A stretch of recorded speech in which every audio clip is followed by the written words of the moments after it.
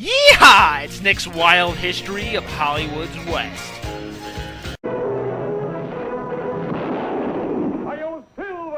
Okay, I'm cheating a little here, as the Lone Ranger originated as a radio show back in the 1930s, running alongside such popular characters as The Shadow and Roy Rogers. He was based in part on the novel The Lone Star Ranger by Zane Grey, which is based in part on something that actually happened.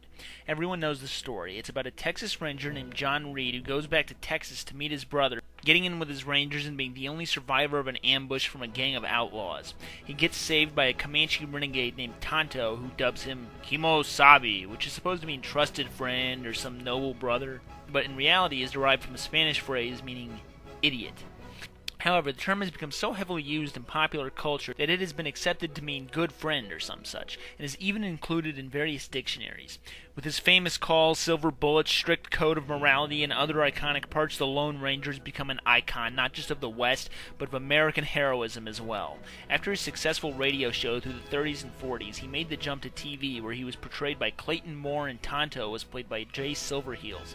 This spawned two movies, The Lone Ranger and The Ranger in the City of Gold, neither of which I've ever seen and were part of the end of the Lone Ranger TV show. There was a TV movie made in the early 60s which tried to keep the series alive, but it never aired. In the 80s, there was The Legend of the Lone Ranger, which was born out of what I like to call the 50s nostalgia of the 80s, which if you want to know more about that, look into it. This movie caused public outrage as the producers passed on the mask of the Lone Ranger from Clayton Moore, who would wear it in public appearances and such, to the new actor, forever stripping Moore of the mask. In short, they pulled the mask off the old Lone Ranger.